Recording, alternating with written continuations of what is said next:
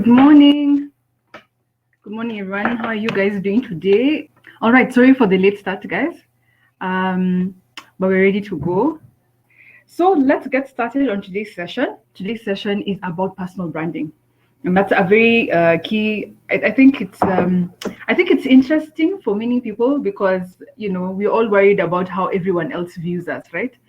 So, looking at the picture that is on the screen right now. Yeah, I hope you can see my presentation. In one word, describe for me if you walked into the room and this is what you saw. What would you feel? Thank you for those comments, guys. Okay. Yeah. So you walk into a room. Okay. Let's say you're the CEO. You walk into the room. These are your board of directors, and they have called you in, and they say, "Okay, you're the personal assistant to the chairman says, all right, welcome. They're now ready for you." And you go in, and this is the first thing you see. Okay. Okay, Kevin says anxious, Wendy intimidated, under siege. Okay, David. Honestly, tad intimidated. Yeah. Is there anyone else who doesn't feel intimidated, or maybe frenzy mood ever? It's funny. Yes, but yeah, I can imagine. I don't know a single person who can tell me they can walk into this room and feel comforted or feel a general sense of confidence. Yeah, exactly. Yeah, everyone's focusing on you. There is bound to be a certain amount of fear, and I think that's why personal branding is such a big thing for us, because we're aware the world is, Oh, Jan is saying I have met the decision, so you wouldn't be intimidated. Okay, Jan, yeah, maybe we can respond to that. So we all have these situations in life, right? Maybe it's a job interview. Yeah, for those of you who are doing director level interviews, maybe you're meeting with the board of directors, maybe you're doing a managerial interview and you're meeting with your team members, because some interviews would require you to do so. Sometimes it's your first meeting with a key client, I don't know, on a personal level, it could be the first time you meet the parents. And that's why we are so concerned, because we feel like people are always constantly looking at us, and we are worried, are they seeing everything, including the bad, or is it just the good stuff? So we want to just look proper and prim, like the men in this, picture look. They look very polished. They look like they all went to good schools and were raised by sound mothers. Yeah, that's what we want.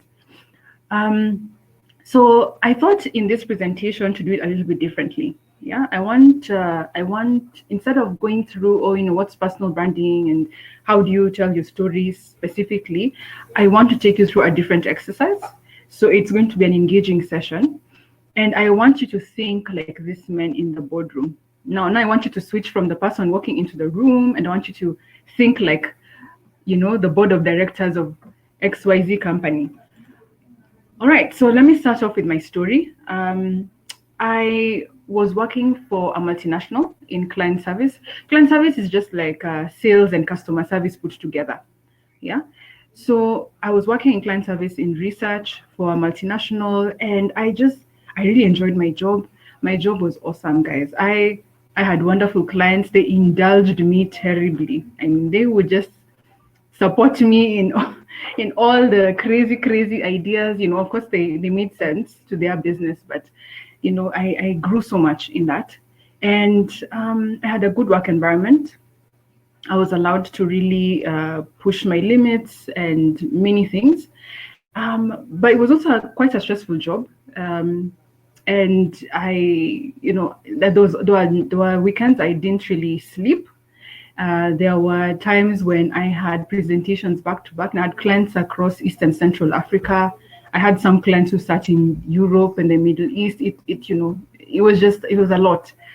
Anyway, I think I got to some point where, like all of the speakers that we've had, we get to that point where we start thinking, okay, what am I going to do with myself? I'm looking for something, and I wasn't really very sure what I was looking for. In fact, at some point, I remember clearly in my mind going onto LinkedIn, and we used to go and save jobs at the end of the day. I don't even know why I was doing this, to be honest. But I would go and look at jobs and I'd say, oh, that's an awesome job. Oh, definitely should apply to that one. Oh, that's a great job, but I never apply. And at some point, I went to the back end of my LinkedIn and I saw I had 48 jobs saved and no applications. And I realized there was something wrong and I didn't know what it was. So I just started, I don't know what made me start Googling things. I just started Googling things, career change, what next, things like that. I just started Googling a lot. And I came across this LinkedIn training. And this was back in 2016.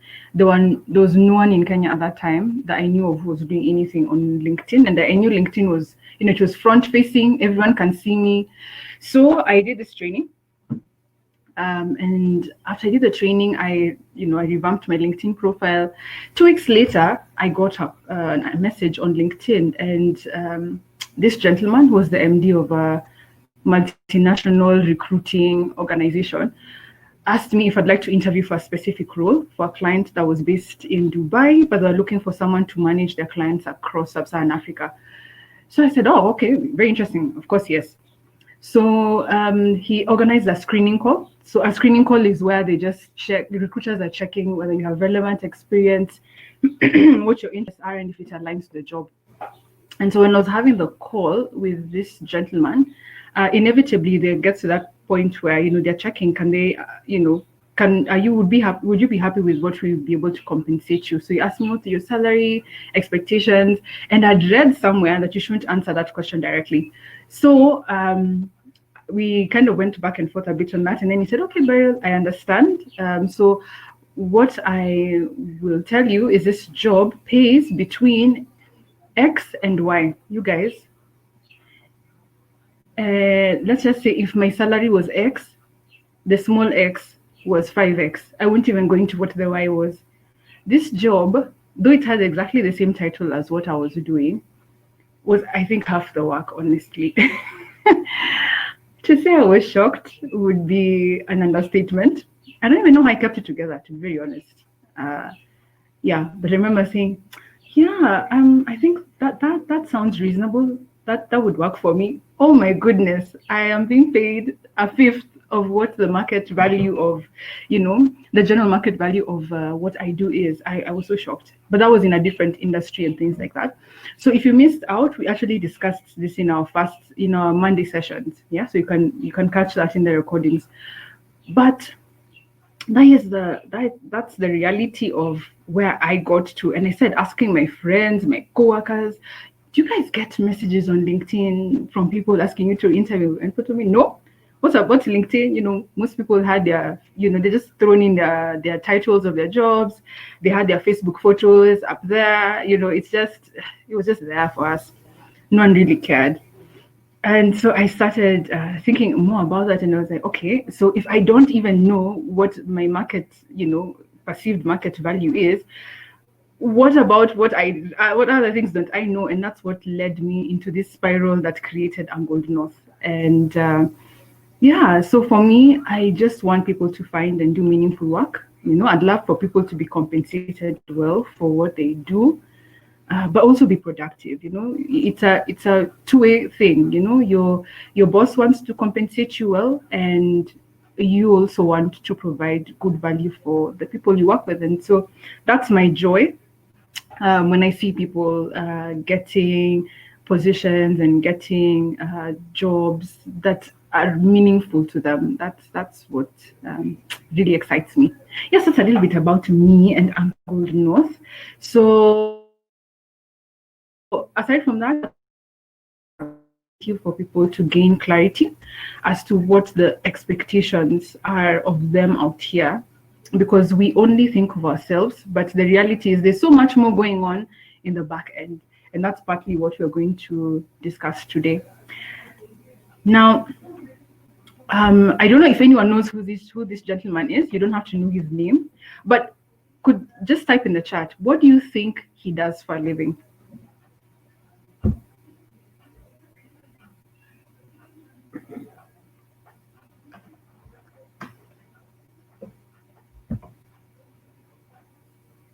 There is no wrong answer. Okay, there is a wrong answer, but you won't get penalized for it. What do you think he does for a living?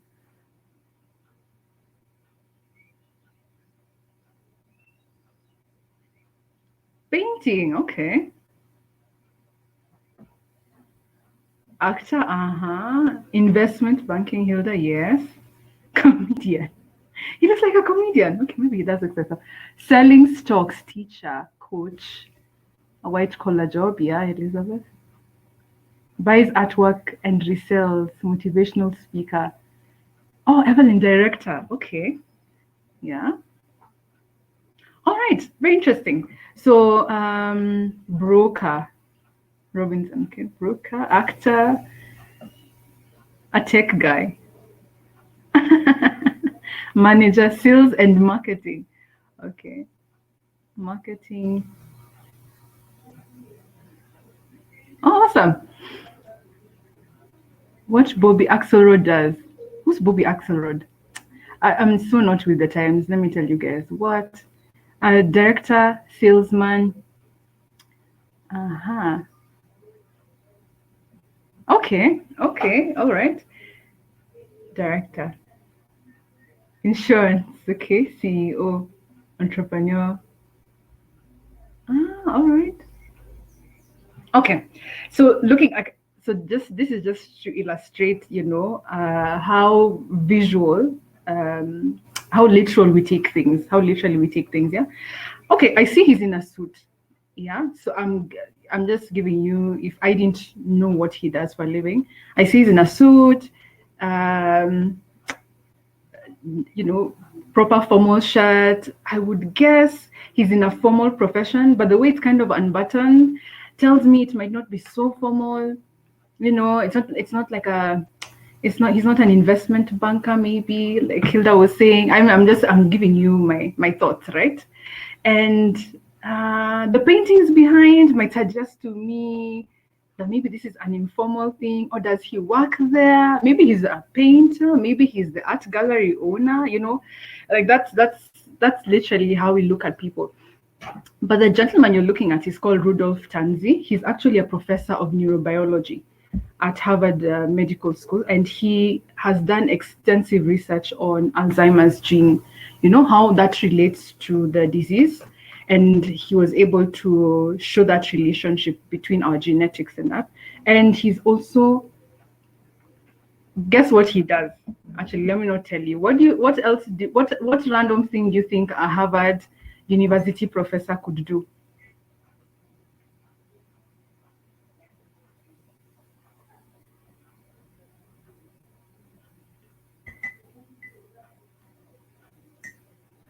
You can type in the chat.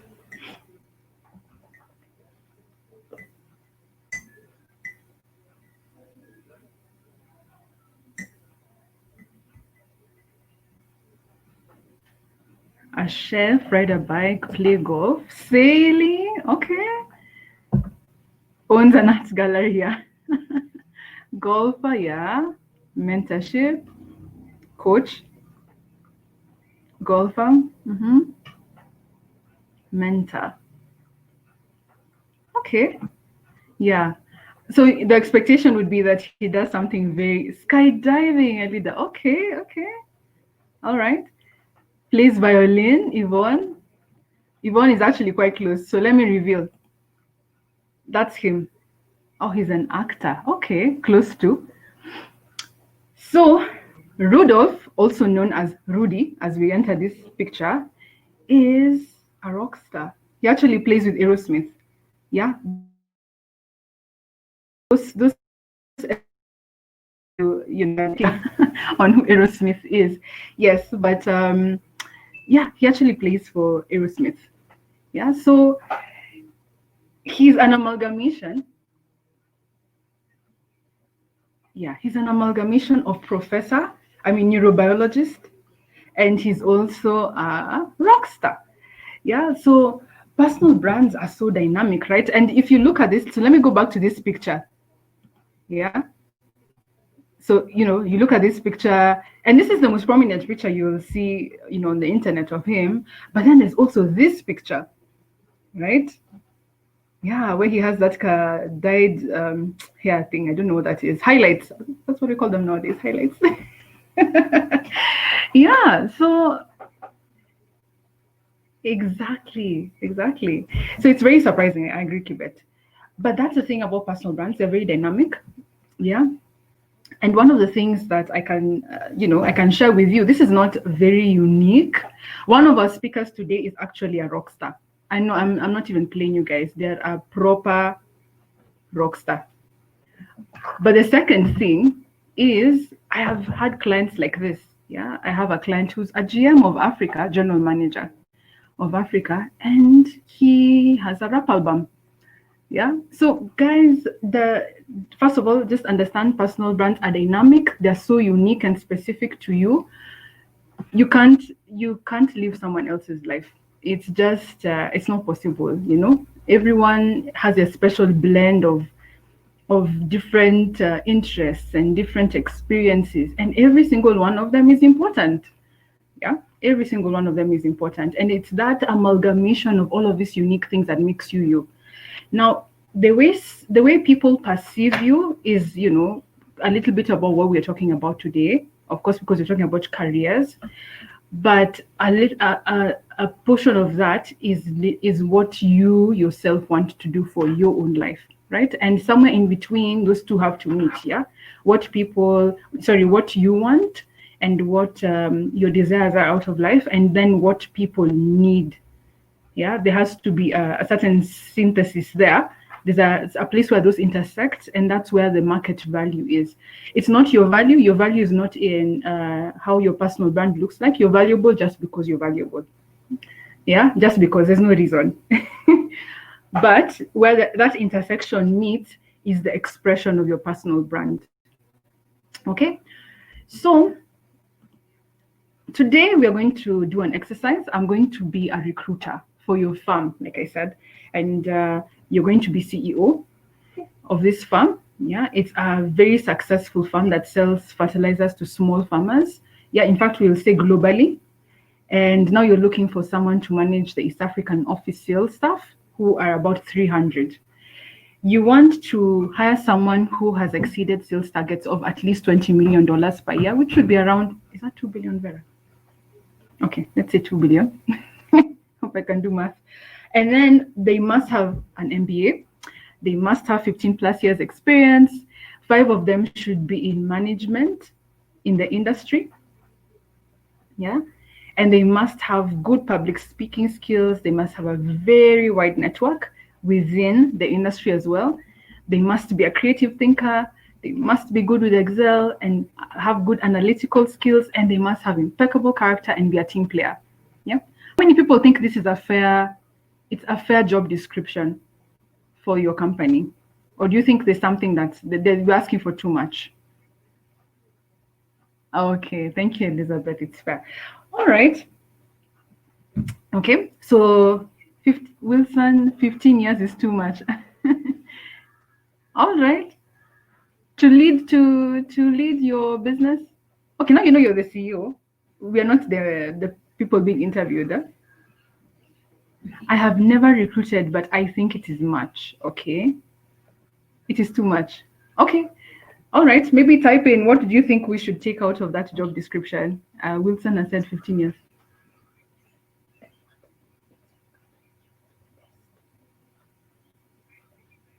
Uh-huh.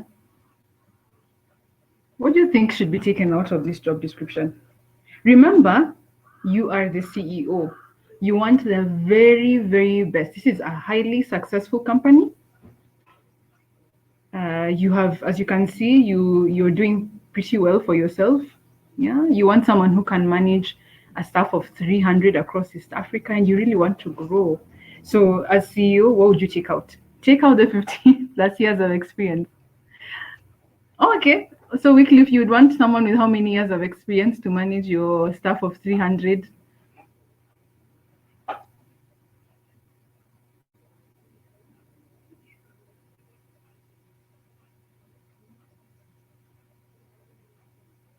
Uh-huh. 15 years of plus years of experience, should be looking for sales director, maybe not manager. Okay, fair enough, Hilda.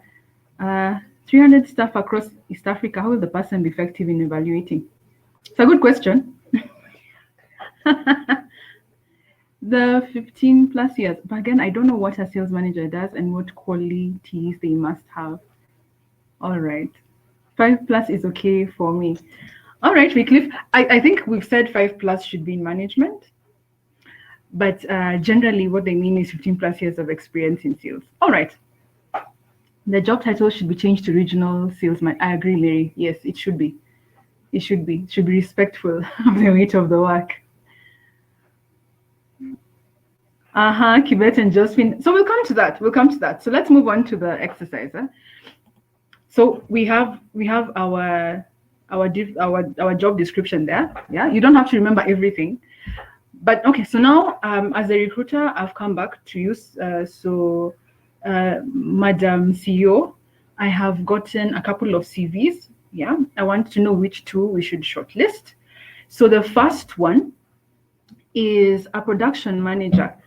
Yeah, so this was a CV he sent to us. It said he's a production manager. So production manager means maybe he works on the factory side, floor, and he manages, the production of the goods. Just to give you a little bit of context. His summary, when he had a summary on his CV, it talked about what he wanted from the company. So for example, it said, I'm looking for a job that will enable me to grow in my career and make an impact on my personal development. His experience, there was nothing much, just copy pasted from his job description. But he does have an executive MBA from a very, very good university, and his CV was okay. The appearance was, you could tell it's okay. At least he put it together. Okay. Yeah. Then person number 2 is a sales manager currently, and his summary talked about what he can deliver for the company. Yeah, so it was very specific on the qualities that he has that can bring value to the company. He had his experience had a short summary of his job, what he does in the job, but he had so many achievements which, when I looked at, were very relevant. But he only has 2 years of industry experience, though he has over 15 years experience. His qualifications, he only has a degree, but the appearance of his CV was very polished, very, very polished. Yeah. And lastly was another gentleman or lady, and they had a very comprehensive summary of what they could deliver for the company.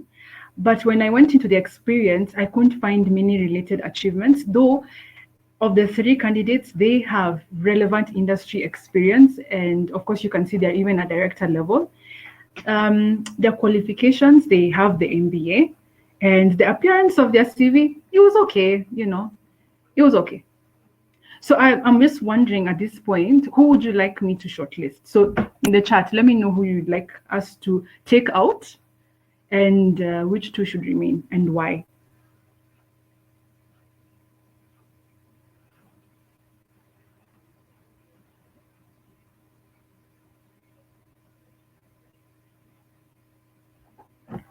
Wangashi, B. So let me know why you take out B.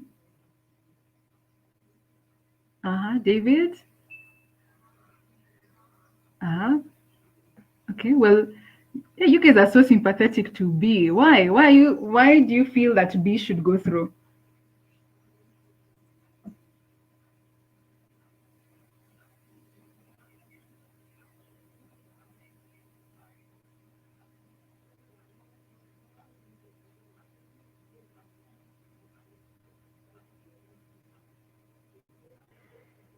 Yeah, Mary, take out A. Copy pasted job description, Moses. A has started with what they want from the company. Really? Okay. Take out A, keep B and C. A out. He did not make the time to tailor his CV to the JD. Take out A because it's not detail oriented. Take out B, academic. Oh, you mean keep B. Academics might not be true measure of performance. Yeah, that's true. Caroline would choose A. Caroline, you choose A. Kwanza Caroline, you on the spotlight. Type in the chat why you would choose A. We want to know. Oh, A, he knows his worth. Robinson and Caroline, you have the floor. Okay. B should remain because they can deliver and have relevant experience. Okay. All right. So Caroline and Robinson, let us know. I'll proceed, but I'm very curious. I'm not. It's on a light touch. Oh, Caroline, consider B demonstrates potential to grow that will only be evident during the interview. Yes. Aha. All right. So I think the overall general consensus is B and C. Yeah. Yeah, is B and C. So we're going to take off A. Yeah. And one of the things like Caroline has said, it's, people are not generally just looking. So even when you look at a job description, let me just go into this a bit more. So sometimes you look at a job description, you see a job and you're like, oh my gosh, but I don't have 5 years of experience. Maybe I only have 2. C could be shortlisted. However, he doesn't make efforts because he assumes he knows can also be weighted during the interview. Yeah. Thank you, Caroline. Thank you, Caroline. So, sometimes you look at a job and you say, oh my goodness, it will be too far out. It will be too far out. But it's not necessarily the case that the candidates people are looking for in job descriptions is the candidate that they end up with. Yeah. And that's not to say that they had to lower their standards. No, sometimes you just find someone who's so enthusiastic about the company, who's just someone who just brings it. Yeah. Sometimes you just get someone like that and they just don't really have all of what you're looking for, but goodness, they are so switched on. Yeah, you just have to shortlist them. It happens. Yeah. And even for us, now you need to think when you're applying for a job and you don't tailor your CV, the person on the other end is not going to tailor their thoughts to try and figure out what it is that you wanted to express. Yeah. They are going to just purely look at whether or not you're answering their needs. And that's how they're going to be able to put the shortlist together. Yeah. So Andy A may have looked and knows how he can deliver, but he also wants to grow in that company. So he starts by saying what he wants. Yeah, but that's a thing. Remember, it's not about what you want purely. There has to be a correlation between what you want and what the company wants. And when people are looking at your CV, they're thinking about what they can get. Because companies are not charities, okay, unless it's a charity. But even then, the people working there, they are not looking, it's not a charity case. They are looking for people who can deliver value. So you speak to the person's interest. Yeah, it's just like can you imagine if you went to some shop and then they start telling you, buy this shoe because we are swimming in debt and we have 3 children and we need to just get by. And if you don't buy this shoe, we may need to close this store. That wouldn't be a compelling thing, right? Yeah. So anyway, so we've shortlisted B and C. Okay, so Caroline says he knows what he wants. He has experience. Yeah, but he is talking about what he wants, and that's not compelling, is it? Yeah. So we've shortlisted B and C. All right. So this is an overview. So I'll talk about something in the end that relates to how to tailor your CVs and your LinkedIn profiles and all that. So I won't go into too much about the technicalities, but I just want to highlight some things. So your CV should have your contacts. Now, I know this sounds like this should be very basic, but you'd be surprised how many people don't, they forget to put in comprehensive contacts on their CV. You get sometimes CVs and they don't have numbers. Or someone is, in your rush you're applying for the job, you forgot to put in your email and it happens to be one of those places where you have to upload your CV on the website. I can't reach you. I know this sounds like it's fake. It's not. It's true. I've actually seen this personally. So make sure you have your contacts here. What should be there? Put in your number, your email, your LinkedIn profile. I'll go into your LinkedIn profile later, but just have those three things. Have them on the header of every page. You will also be surprised sometimes, depending on the recruiting culture of a company, they may say, oh, print all the CVs. And then some CVs can get lost, or you can only find one page, but you can't find the rest of the pages because people didn't title their CVs. So I don't know, I'm not sure who is this person I'm looking at. So on your next page, so if you go to page 2, let's say, of your CV, on the beginning, just where you have this, your name, number, and all that, just put in your name, first name, last name. Yeah.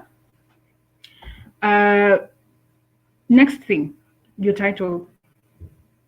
Your title here, when you're applying for a job, how you title your CV when you're applying for a job is the title of the job that you're applying for. It's not the title of what you are currently doing in your company. Yeah. This way, if I, the recruiter, open your CV, I know what you're applying for. Yeah. Don't forget that HR people whether they're grossly underpaid, that job is hard. HR people have a very tough job. They're recruiting for multiple, divisions, multiple levels. They're doing offers. They're still handling, disciplinary issues. They're trying to train. They're trying to, there's so many things going on. People will get lost in the, that whole mark of things. So make it easy for the person who's receiving your CV. This is the job I'm applying to. Then you have career summary. So your career summary here, it's more of this is the kind of experience, this is the kind of value that I bring to the company. Yeah, I'm an experienced sales manager with 15 plus years experience in technical sales. I've worked in the agricultural sector. I have worked with large companies, I've managed teams of this size. When I come into your company, this is what I would be able to do. This is my kind of leadership style, etc. That is covered in your career summary. Yeah. But when I'm reading it, it's talking to me and it's saying to me, oh, this person has the experience, they have the energy, the drive there. I can feel there's definitely some interest here from this person. Yeah. And in the summary of accomplishments, these are your core accomplishments that relate to the specific job you're currently applying for. So, for example, one of the things is, Wendy, I'll come to your question. Eh? So one of the things that in your core accomplishments there is related to, maybe they had talked about, you're going to have to handle a large team. You could talk about handling a large team. Right? You could talk about working on, if you haven't handled, like directly led large teams, you could talk about managing cross-functional teams. You could talk about, it's a sales position. So they're definitely going to want to know, have you been able to meet targets? Have you grown? Yeah. Just look at, we are going back to the, this is the company, the hiring, So now we're not thinking about ourselves just as people looking for jobs, but we're also thinking about the person on the other end. What are they expecting when they read this CV? Okay. So yeah, so what should they be? So if you know about the acronym SMART, you can Google that later. But they have to be specific, they have to be measurable, they have to be actionable, they have to be realistic, they have to be time bound.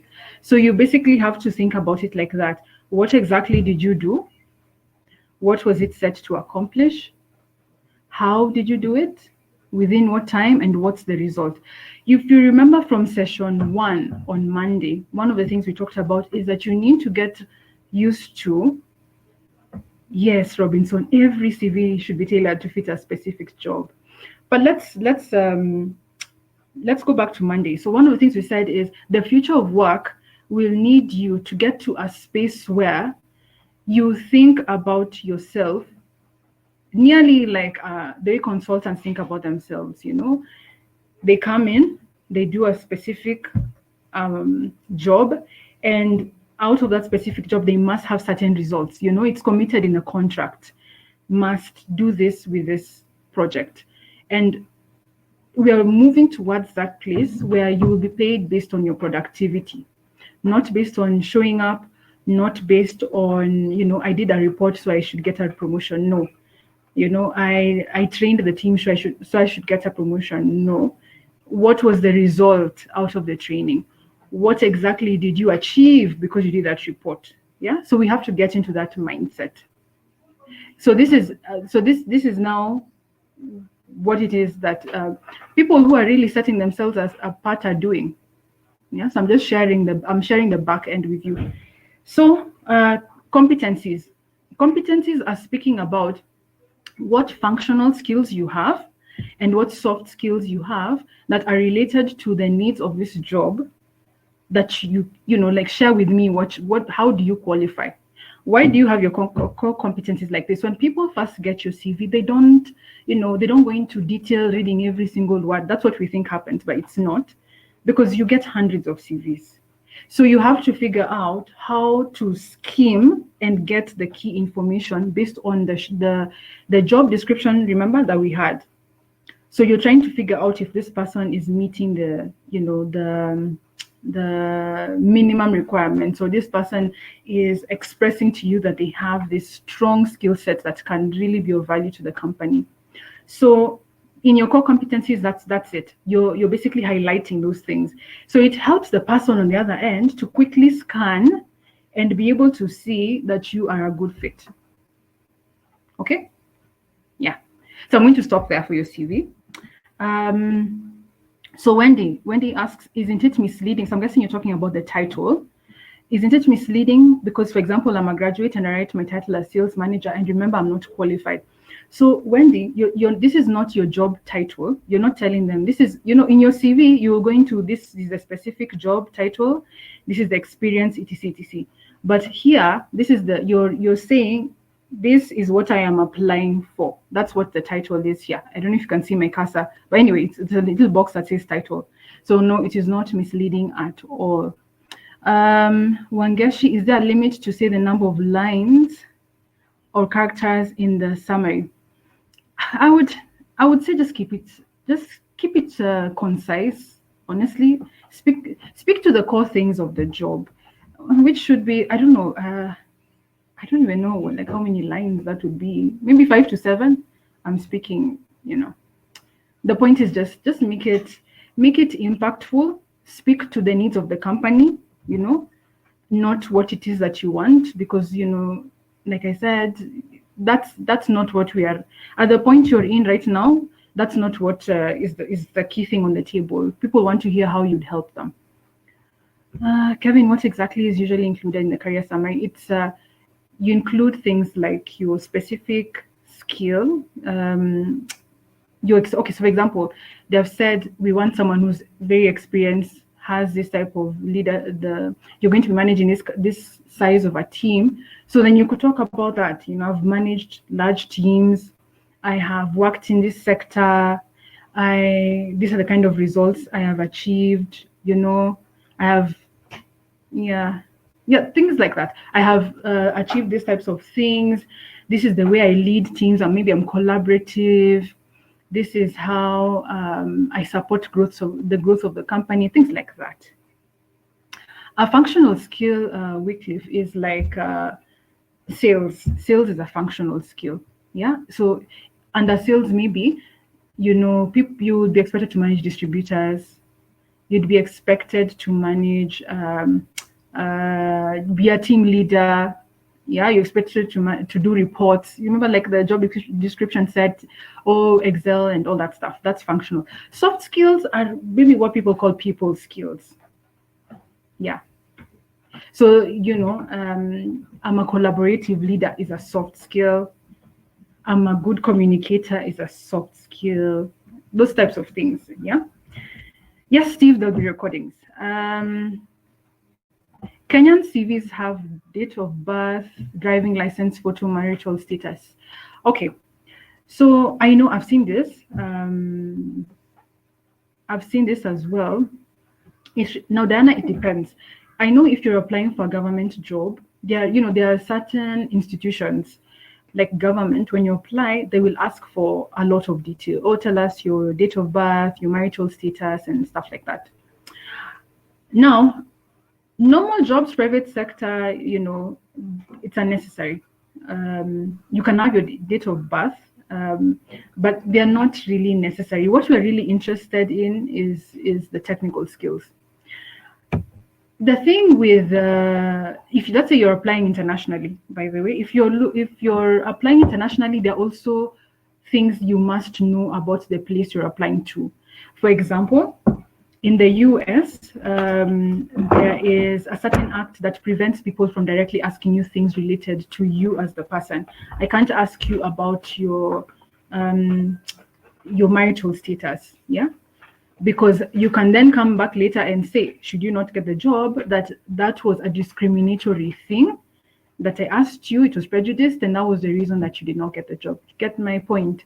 So there's different protocol to different jurisdictions. There are countries where if you put in your photo, they will reject your CV because they don't want you to say it's because she was hired because her photo was nice, yeah, or something of that nature. Yeah. So anyway, how companies recruit? Companies will recruit through your referrals, employee referrals. So think maybe in your company they'll say we are recruiting for this. If you can forward someone's name to us who you think would be a good fit, we are going to pay you.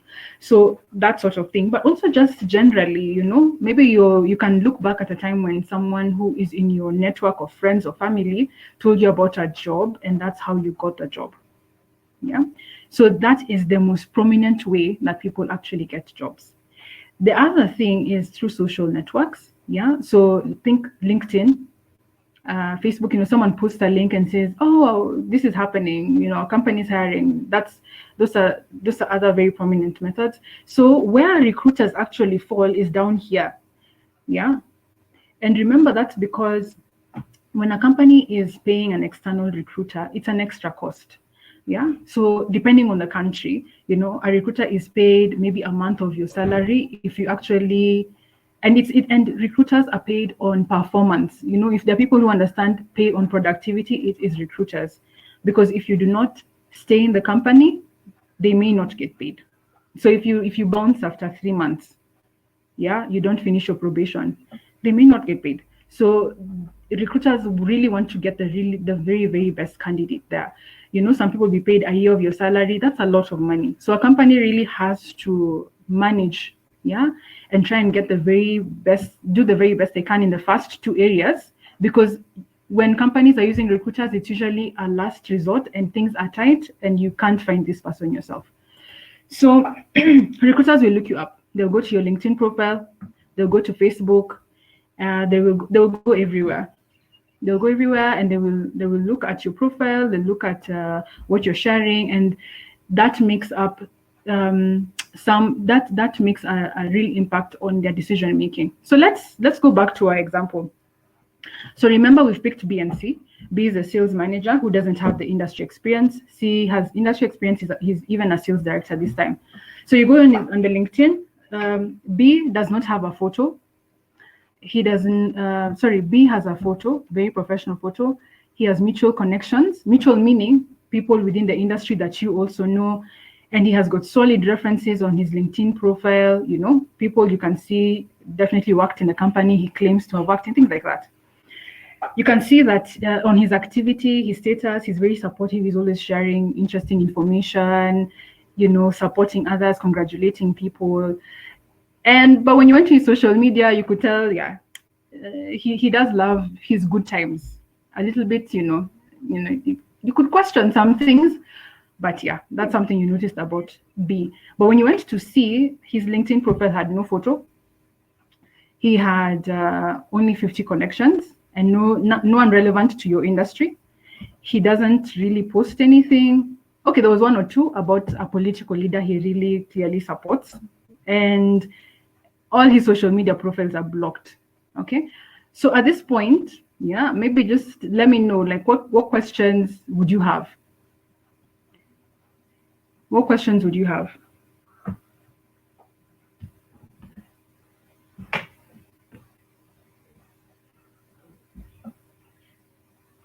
Okay, so Tabines, yes, B. But okay, at this point, let's say we're still going on.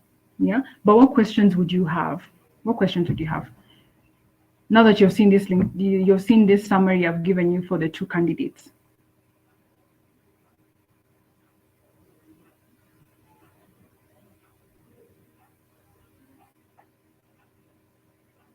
Nani. So now if I'm not on social media, surely, yeah. So you're candidate C, for example. Yeah. Tell me if you would ask C why he has no photo. C is more confidential. Okay, Ibrahim, you think he's confidential. Uh-huh.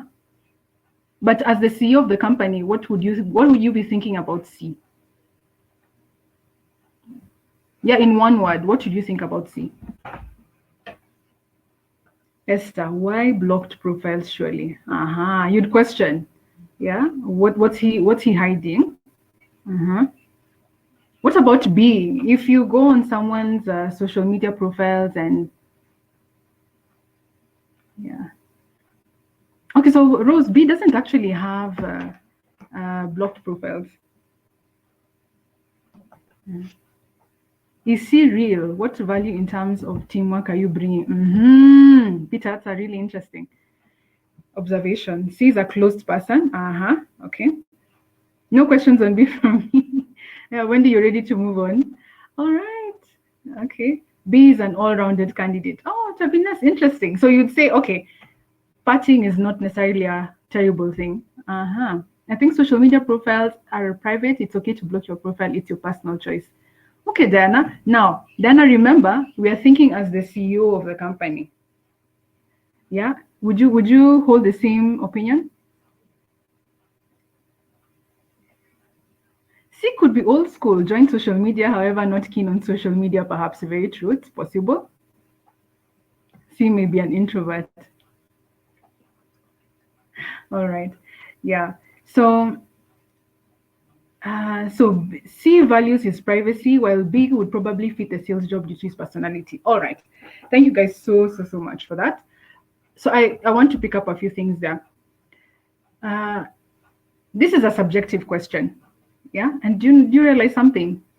Recruiting has some subjectivity to it. Yeah. What I would be okay with, someone's not going to be okay with. Yeah. You realize. But there are some things that I can just highlight for you that are red flags for people. If you have blocked social profiles, it does as people have to question, what is it that you're blocking? Yeah. What is it you're blocking that you don't want people to find out? Number two, if your photos, also if your posts are very political or very inflammatory, or just I don't know how to put it, very hardliner, or you engage in arguments, you're a tweetizen and you just engage in arguing on every topic and you have an opinion on everything and all that, it does raise questions, and some people will not fall on the side of this person is very decisive and assertive. We had a discussion yesterday of whether you can be assertive and aggressive at the same time. Yeah. So if you were there, you'll understand my reference. So different things, yeah, subjective. If you have photos, of you partying, seemed like it was a good idea. It was an office party, you were there, and somehow there's this photo of you drinking out of a whole, bottle of wine. Yeah, people will ask questions about those things. And all these things that I have mentioned are reasons in a survey that was done globally. There were some of the top reasons that the candidates were not picked for senior level jobs. Can you believe? These things matter. Yeah. So I'm going to leave it there. Basically, remember, things are subjective. What is seen, someone only has, they make decisions out of the filter of their own mind, and you're not going to change that filter. So you have to really ask yourself what it is that's out there about you. Now, we are doing the interview. Ibrahim, that's naughty. Yeah, but I don't know. Are you going to be deleting conversations before you apply to every job? Yeah. So let's do the interview. So here we've done the interview. Now I'm just giving you my feedback. Okay, Madam CEO.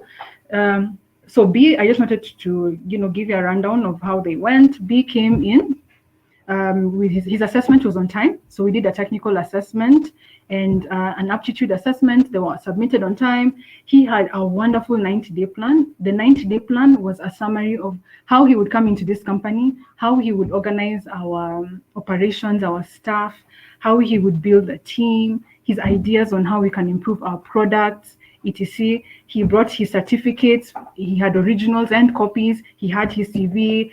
I did have an issue because he came in 10 minutes late. Yeah. But his answers were very comprehensive and he was very articulate and he was appropriately dressed. Then, when C came in later, C, well, he, during his the assessment period, he was late a number of times. He kept asking for extensions because he said he was very busy, but eventually he did do it. Then he didn't have a plan when he came in. He only had one copy of his CV and just no certificates and, yeah. And then he arrived 15 minutes early, which was, a great plus. But he's articulate, but he just had very few examples. When I asked him about his achievements, he didn't really have very many examples, to add there. But in terms of dress, he was very appropriately dressed. I mean, you looked at him and you could tell this is a sales director or this is someone in sales management. So knowing all of the things that you know about B and C now, what, in just one word, yeah, and, just start with the type, B or C and just say, I would pick them because. Okay, so as we go through, as you answer, I'm just going to answer some questions I see here. Diana, we're going to talk about that, yeah? So Diana asks, you can only have one LinkedIn profile, but if you're applying to multiple jobs, you can have many CVs, but you can't have multiple LinkedIn profiles. Yes, I'll cover that in LinkedIn. What kind of photo should be on LinkedIn? Smiling or looking? Okay, Veronica, I'll cover that in LinkedIn. Wanjiru, a 90-day plan is a summary that explains when I come here. So I won't go into too much about it. Obviously, we don't have much time. But a 90-day plan is a summary of when I come to this company, this is the contribution that I am going to make. I am going in these key areas. These are the timelines. This is how you will measure me. Rather, this is how I propose we will be able to measure my success. This is how I propose we will work together. Yeah. So I'll cover some resources that will explain that in a little bit more detail. But a 90-day plan is a way to explain to the people hiring you that you have thought about them, that you have not only thought about them, but you have really considered their situation and you have solutions. Very good candidates come with 90-day plans. So when I tell you people bring it in interviews, people really get out there and bring it. Like it's they go the distance. Yeah. So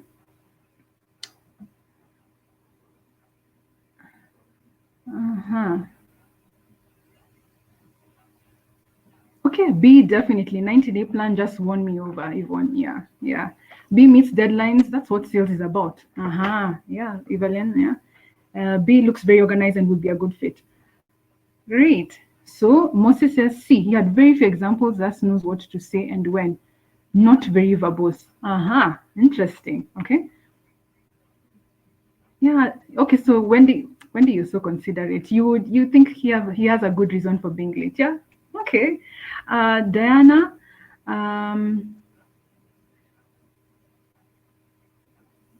I would have to have another meeting to see if B comes on time since I'm leaning more on him. Okay. Yeah. So here, what I want to stop with is you can imagine this is the kind of back and forth that happens, right? First of all, there is no perfect candidate, meaning not that people are, it's not a derogatory way of saying it, but it's basically that, sometimes the person you think would be the easiest, fit into the company, maybe when you interview them, you realize maybe not. maybe this one just has more potential, and he doesn't really have the industry experience, but he did really think about the company, and he's really considering how he'd be a good fit in the team and how he could contribute. And those are really important qualities. There is no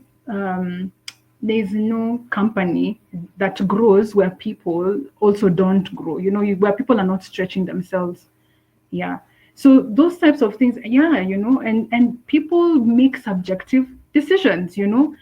Some people will go with B. Some people are like, if you're late, I will never entertain you. Some people would say, okay, but if you're, if you can't answer questions well, on this area, this is a problem for me. So you're dealing with the human element, which requires you to be prepared, but it also means that you need to be very aware, very aware of the fact that there's a lot of juggling going on in someone's mind when they're interviewing. There's so many things. You don't know what's happened with the previous candidate. You don't know what's going to happen the next. You can only do your very, very best. But just know that the things I'm highlighting, they're very important. They're very important. And sometimes the lack of, preparedness or, presumptuousness can be taken very offensively. Yeah.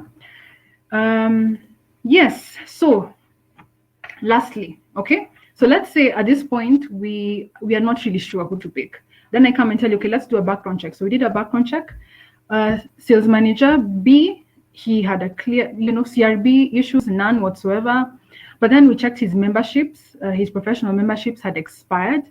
And he did have good references, but we did see that he had an issue with drunk driving 10 years ago. Yeah. And then on the other hand, C, we see he was blacklisted on CRB, and his educational membership qualifications, they all panned out. He has very good references, but he does have this defamation case he was sued for a year ago. So this is the final part that we have to do. Who would you pick? Yeah.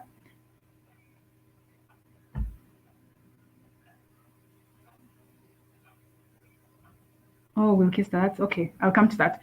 So let's go back to B and C in this slide. Who would you pick? Is it B? Is it C? Just say why. Yeah, Tabines, you've been team B all the way. Okay. All right, Evelyn B. Kevin B. Oh, Wilson C. All right. No, Wilson, tell me why C. Tell me why C. Mm-hmm. Okay. Anyone tell me why you would pick B or C? B till the very end. The very end. I hope it's not bitter. Oh, Caroline. Prudent financial management is important. Yeah. Okay. Javan, yes. B. Okay.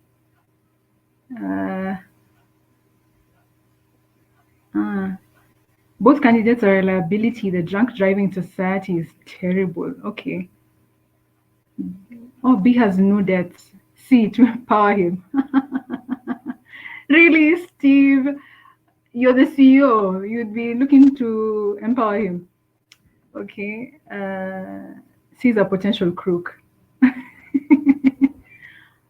A letter to C. We regret to inform you that you have not been lucky. All the best. Okay, Ibrahim. Okay. He's very aggressive. A good guy to work with. All right, I'll stop that. So, guys, do you know there's no right or wrong answer? Yeah, there is just no right or wrong answer. At this point, sometimes people just say, we're just going to have to re-advertise this job, or we'll just put it on hold, or okay, let's just take a chance on B. He doesn't have the experience and all that, but he's really, he swung into action. It was 10 years ago, but some people would say, nope, we are going with experience. We are definitely just going to have to figure out how to work on that defamation thing and make sure, yeah. Okay, Caroline says, be still agile, potential to grow, have caution. There's a red flag is now mentioned twice. Exactly. So guys, I think that's the point really is, when you apply for jobs, I mean, the pendulum just swings, and I don't know, sometimes it swings that way and this way. So there's a chance for so many things to go in anyone's favor. But the thing for you as a candidate is really just to really prepare yourself, do the absolute very best that you possibly can do. Yeah. Now, these things apply a lot to people who are in managerial or director level positions or seeking those types of positions. But there's so much learning. I know there are people here who are, you're students or you're currently learning and you're trying to figure out what would be required of you. Some of these things still apply to you. And it would really help to set you apart, So, for example, as an employer, if someone comes to me and tells me that they have a plan and the plan is X, Y, and Z, and they would like to grow makeup, personally, I'm very partial to. I'll forget you. See, I don't know. It's just me. That's the way I would think about it. Yeah. And so even if you don't have work experience, but I can see that you've really taken time to think about it, I'd be partial to it. And I want to assume that many entrepreneurs will be very partial to those types of candidates. Yeah. But the point is, it's dynamic. It takes preparation. Yeah. Just because you had one slight in your past does not necessarily mean that you'll be kicked out. Things like that. Okay. So some of the reasons why people are don't get the job, and I just want you to understand in this way that sometimes when you ask what's the reason I didn't get the job, and people can't respond, it's because some of these things are just hard to say to you in your face. But I'm going to share them with you today. This is stuff I've actually gotten from recruiters. So I'm going to tell you what they say, but you may not be able to get this direct feedback because they're also people like you, and they don't want you to hate them. They may need you in another job. So number one, maybe you're not qualified. Yeah, and you're not qualified could also be read as you just did not show me how you would be good. Yeah, how you'd be a good fit for this position. Yeah, so just remember that when people say qualified, you need to tailor your CV as much as possible to say, I am a good candidate for this job. You've been blacklisted. Yeah, some companies. So it's happening a lot now, especially with senior level roles. If you're blacklisted by HELB, just things like those ones are really frowned upon. You didn't understand the job. So maybe I called you on a screening call and I'm asking you about the job and I realized you didn't even really read the job description. Poor research on the job, of course, that goes together. Disengaged. Disengaged could be like you even look bored during the interview. You even sound bored. You sound like you didn't, like that was not a big thing for you. You're too eager. Too eager would be, one recruiter told me on their site, they have a chat function, and sometimes people incessantly keep checking, or did I pass the interview? Did I pass the interview? I sent my CV. Did you receive it? Did you receive it? Every day, like, what's the feedback? What's the feedback? What's the feedback? That can be, you're too eager. They give things some time because, it's a back and forth between sometimes a recruiter and their client, or even internally. It's not just you, that they're interviewing. It's not just your job. It's not just, there's a lot going on. You don't stand out. Yeah. Basically, you just have a generic CV, just your job description pasted. You are being efficient with your own time, and you didn't customize things. Poor presentation, it just looks disheveled. It's a generic CV. Your achievements are not highlighted. Your experience is not relevant to the job they are looking for. You're not a credible person. Your things just don't pan out. No one can credibly say that you've done what you say you've done. As in, you're lying on your CV or you're lying on your LinkedIn profile. Your references don't match up. You don't follow instructions. We said submit the aptitude by Tuesday, end of day, which in Kenya means 5. You submitted it at Tuesday at 6 p.m. Unfortunately for me, what you didn't know is on the back end, the client was very clear. Tuesday at 5:30, you should have sent me everything. So I cannot sneak you in. even if you are, you are my star candidate. Yeah. Unexplained gaps. Yeah. There are many years that pass by in your CV and I can't understand what it is that you are doing. And when I ask you, you can't explain. Job hopping, you work here 3 months, another 6 months, then 3 months, another 6 months. It does raise questions. Okay. So yeah, you can imagine it would be very hard to give that sort of feedback. And so sometimes we just tell you, we are sorry you didn't qualify. We are sorry you were unsuccessful. We wish you all the best. Yeah. Okay. All right. So I wanted to just take you through LinkedIn. I'm going to share my screen. I'm going to share my screen. Just let me know if you can see it once I've.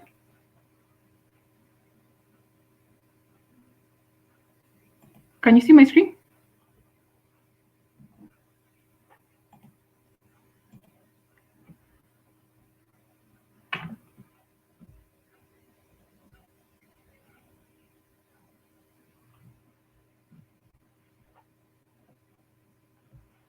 Good.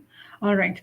So I'm just going to try in 10 minutes. Like I said, there's a resource I'll share at the end, but in 10 minutes, I'll just try and go through a little bit, actually probably a little less. Now, LinkedIn professional photos, okay? I'm not saying mine is the standard of perfection. This is my profile, by the way. I'm not saying mine is a standard of perfection. I'm just going to explain what is a good expectation to live by. Number one, your picture should look forward. It's okay. So your picture, generally bust level. You don't need to have your entire length. Bust level, professional photo. It's and professional is different. I know if I worked in advertising, for example, I could get away with smart casual, but maybe not in banking. Okay. Yeah. If you're looking for certain positions, people just expect more formal dress. Yeah. If you're in entry level, if you just have, like you don't need to go and sell everything and buy a really expensive suit, just need a nice dress shirt. If you're a gentleman, just a good dress shirt and a tie or something, I think would be more than appropriate. Look into the camera, smile. You don't need to go for a professional photo shoot. You just take a photo in good lighting. Ladies, I would suggest doing just if you're inclined, do very light makeup. Yeah, you don't have to have your makeup on at all, but if that's the thing, then have very light makeup. There are some photos I would say are inappropriate for LinkedIn. So I had one situation and someone was like, oh, Beryle, I get a lot of inappropriate messages on LinkedIn and things like that. And honestly, it was the photo.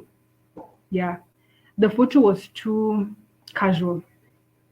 And you know what I mean by casual, right? It was not racy or inappropriate or anything of that nature. It it just looked like they were out having a good time with their friends, and she took a photo and she cropped out her friends. That's what I mean. Those types of photos, they are not good. Huh? Yeah, so I'm speaking as a woman. I don't know if this also happens to men, but I would just suggest that would be, just bear that in mind. Your photos, they communicate something about you. You don't want to communicate the wrong message. Yeah, so I'm going to leave all that. So I'm going to just show you a little bit differently here. When you go into my about section, but they connect with me on LinkedIn after this. Yeah, but when you go into my about section, mine is a little bit different. But remember, I'm self-employed. Number one. Number two, there's a way I would tell a story, but it is not the way someone else may tell a story. It is perfectly okay in your about section. Your about section is like a summary of your career and where it is you're going, So I would say you can just, the same way you have your summary on your CV, you could do a summary like that for your LinkedIn profile. I wrote mine talking about how over time, even things I did when I was in primary school have come to the place where I am, because that's just the way I am. But some other person could just go straight to the point and just talk about their career experience and the value they bring and things like that, and just that would be perfectly okay. All right. So really, there's not a right way to tell a story. It's just make sure you communicate what it is that you need to communicate, and you're speaking to someone specific. There's someone specific you're trying to reach. So know your LinkedIn. Just like I think it was Diana who asked this about your LinkedIn profile. You can't have a LinkedIn profile that is, how do I put it? You can't have a LinkedIn profile for every single job you want to apply to. Some of your LinkedIn profile, it's probably going to have to. I mean, it's similar to picking a specific path that you want your life to go by. If you really think about it, so it's forcing you to be specific. So in the same way that we talked about on Monday sessions, picking a path and going with it, it's the same thing for your LinkedIn profile. So I'm going to leave that. So here, this is activity, right? So if you go on LinkedIn, you can see how many followers I have. You can see what I have been sharing. You can see, yeah. And then if you click see all, which I won't do, but if you click see all on anyone's profile, I can be able to see what you comment on. I can see a lot of things about you. Okay. So in your experience, so I think Wendy's on assist. So in your experience, let me look at this one because this is one of me employed. So this is one of my former employers, Nielsen. So under my experience, you can see I have account manager, blah, blah, blah, all those things. So under it, let me just do this a little bit so you can see. I have a summary of the company. I have a bit of my achievements there. Yeah, within the job. Okay. And yeah, you can even put in media. Don't put in something that is proprietary to your company. Like don't go and put your client details there, your client plans there, and all those types of things. But you can put some generic things about the company. So I think here this is the website, if I'm not wrong. But anyway, so yeah, all of those different things down there. Then you have your education, so you can put in whatever it is that you've done, yeah, education wise. Then your licenses, yeah. Volunteer experience. People don't take this very seriously, but one of the things I would say is when you're doing your volunteer experience, remember that a lot of people get hired for volunteer experiences. Actually, according to a study by LinkedIn, when they were studying people who had moved roles, they found that 70% of them were actually offered the job because of their volunteer experiences. So even if you don't have work experience, etc., this is a good place to put it. I don't have it, but one of the things you could do is if you do a project, yeah, with people, LinkedIn, when you go here, add profile section. I hope it's collapsing so you can see. So within here, LinkedIn has quite a number of sections, okay? So I think it's under accomplishments, yeah. So under accomplishments, you have projects, yeah? So what you can do, you can put in publications, you can put in projects. Your projects can be something that you link different profiles together. So it will say, Beryle did a project with Vera and Wendy, and this was the project. And it will show on Wendy's profile, on my profile, and on Vera's profile. Yeah. Yeah, you can have awards, you can have honors. I mean, there's just, your LinkedIn profile, honestly, can be very rich. Why is it important? LinkedIn as a social network. Now let's get out of our profile, but LinkedIn as a social network is looking to make money. The way they make money is that they need adverts to be seen by users.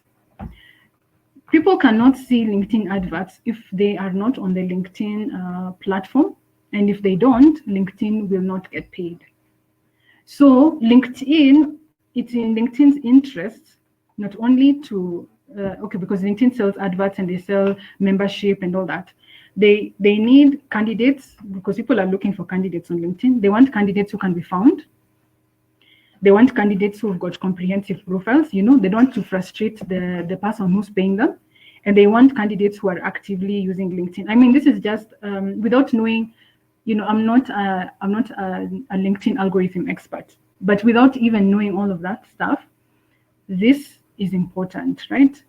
That would be really important for LinkedIn. So of course, candidates who are not actively using LinkedIn, who don't have complete profiles, whose profiles are who don't have many connections, those would be risky candidates to show up, right? So that's it. That's really it. Yeah, in short. So for those who go back on LinkedIn, yeah. So actually, let me just share my screen really quick and I will be done. I forgot to share something with you.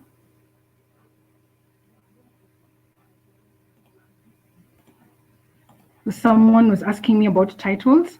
So I want to show you something here. Where can you see this one? Not yet. All right. So when you go into, so this is my LinkedIn profile again. So if I go here, this pencil icon, that's right to the right of my photo. So here we go, managing. You can see here where it says headline. Yeah. If you change this title here, it doesn't affect the title of your jobs down there.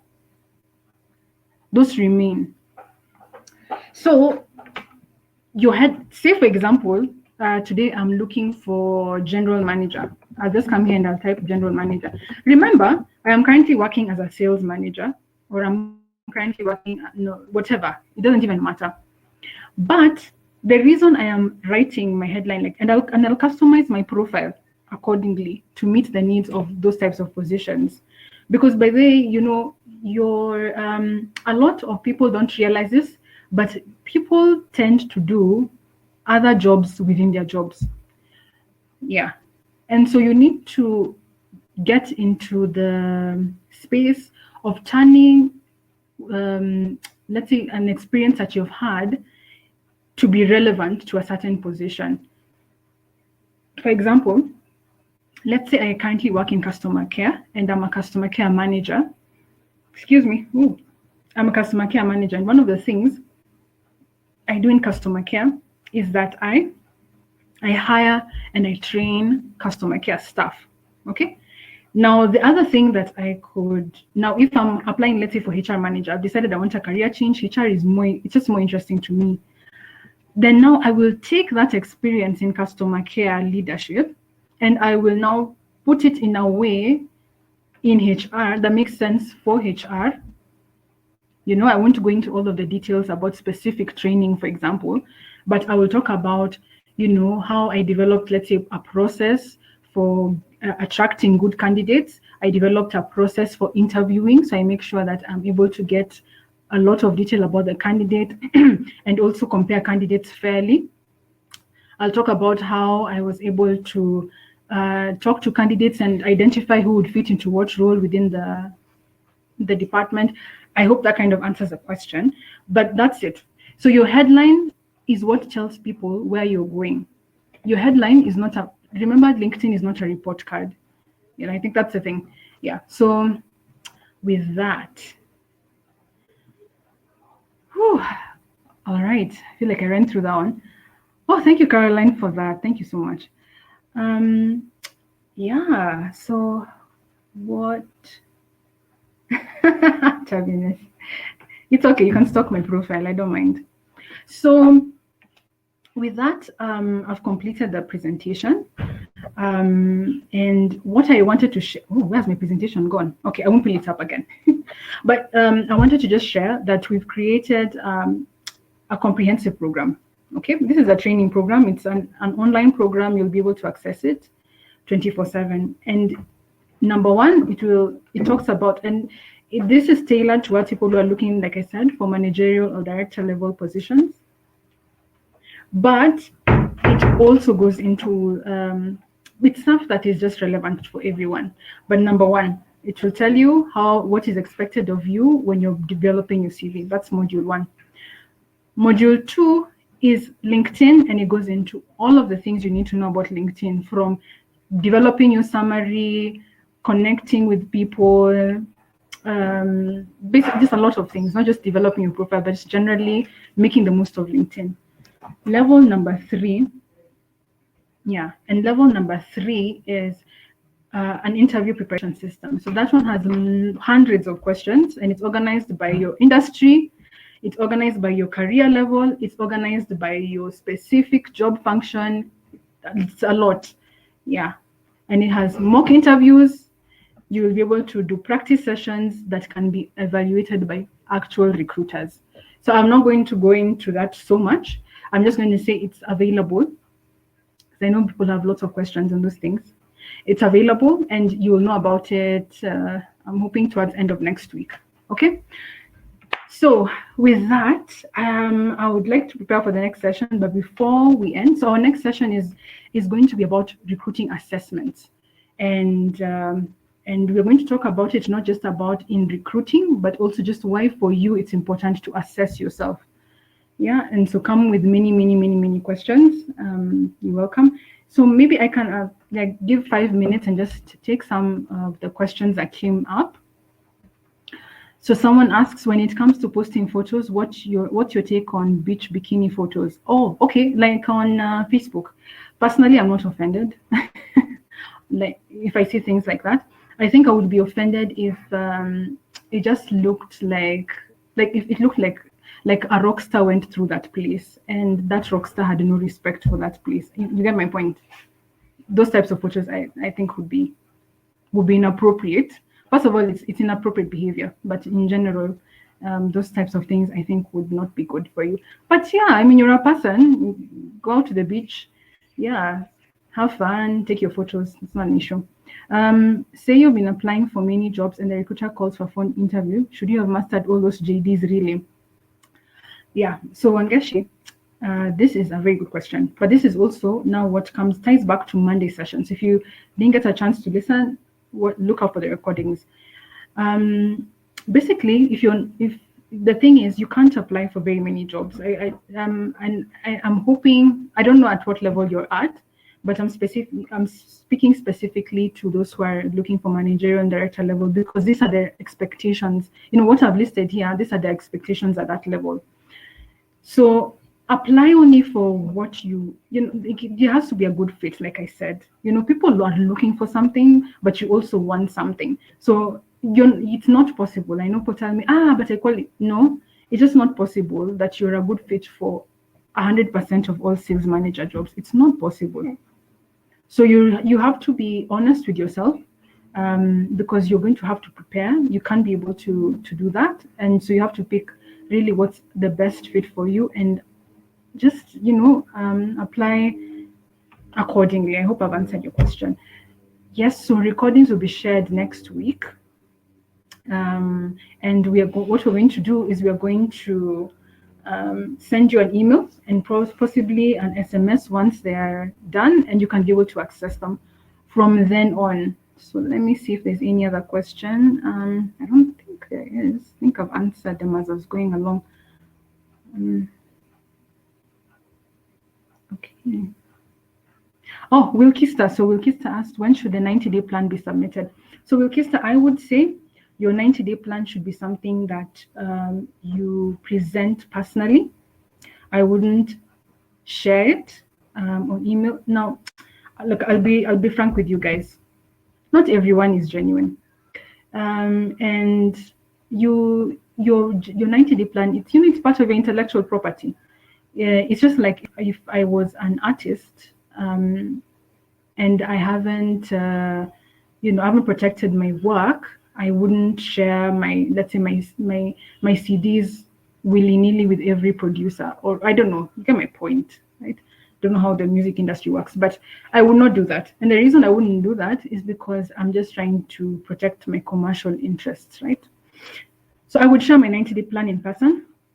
Sometimes when you go to present these things, someone can tell you they don't have time. So I usually say, carry your laptop. Tell them in advance when they confirm that final interview, whatever, that you would like to prepare, you would like to present a 90-day plan. If they say it's not possible, just do a one-page summary, okay? And that's also covered within that system training and all that I talked about.